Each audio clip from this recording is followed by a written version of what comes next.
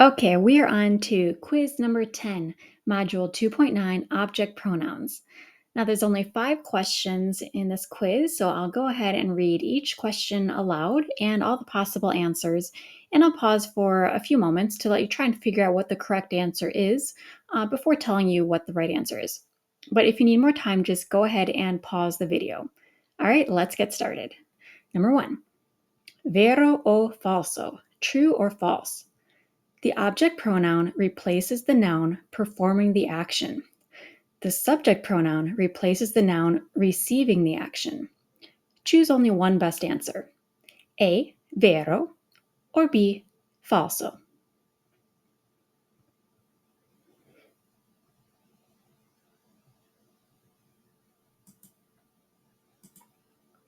Okay, so this one was falso. The subject pronoun replaces the noun performing the action. The object pronoun replaces the noun receiving the action. Number 2, vero o falso, true or false? A direct object pronoun replaces the noun that indirectly receives the action. It answers the questions to whom or for whom. Choose only one best answer. A, vero, or B, falso.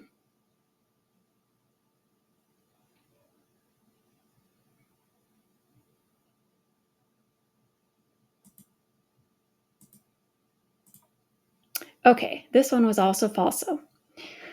So a direct object pronoun, un pronome diretto, replaces the noun that directly receives the action. It answers the questions who or what. An indirect object pronoun, un pronome indiretto, replaces the noun that indirectly receives the action. It answers the questions to whom or for whom. Number 3, what type of pronouns are the following? Mi, ti, lo, la, ci, vi, li, lei. Choose only one best answer. A, direct object pronouns. B, indirect object pronouns. Or C, subject pronouns.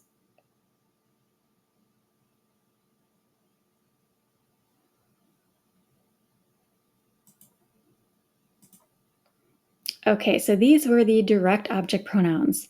So the direct object pronouns are mi, ti, lo, la, ci, vi, li, lei, and the formal versions, la and lei. You can tell they're formal because they're capitalized when written. The indirect object pronouns are mi, ti, li, lei, ci, vi, loro, or li, and the formal versions, lei and loro. Or you can also use a me, a te, a lui, a lei, a noi, a voi, a loro, and the formal versions, a lei, a loro. And subject pronouns are io, tu, lui, lei, noi, voi, loro, and the formal versions, lei and loro. Okay, number 4. Which of the following is not a correct way to ask, can I buy you a coffee? Choose only one best answer. A. Ti posso comprare un caffè? B.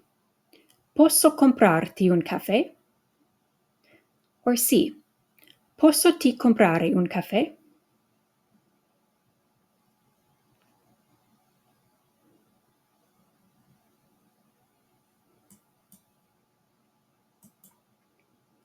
Okay, so letter C was the incorrect answer. The object pronoun can be placed either before the conjugated verb, i.e., ti posso comprare, or attached to the infinitive verb after dropping the final a. For example, posso comprarti. They can also be attached to a gerund, a command, or an exclamation, such as eccoti. It's not grammatically correct to place the object pronoun between a conjugated verb and an infinitive verb in a phrase, as in posso ti comprare. And number 5, which of the following is the correct way to say Giuseppe gives it, in this case the car, to him, Fabio, using direct and indirect object pronouns? choose only one best answer. A. Giuseppe la li da. B. Giuseppe da la li. Or C. Giuseppe gliela da.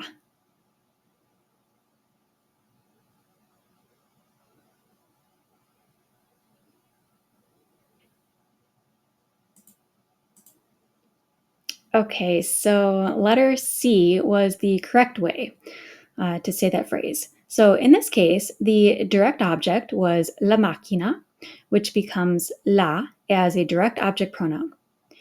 The indirect object was Fabio, which becomes gli as an indirect object pronoun. So then we have la and gli, which reverse their order and add an e to form gliela, which goes before the conjugated verb, in this case da, or attached to the end of an infinitive verb, i.e., vuole dargliela, he wants to give it to him. All right, so how did you do? If there's any that you missed or you want to go back and retake the quiz from the start, just go ahead and rewatch the video. But if you're satisfied and you just want to reread some of the answers, I'm just going to scroll over the correct answers here. And if there's any that you want to reread, just go ahead and pause the video. All right, great job.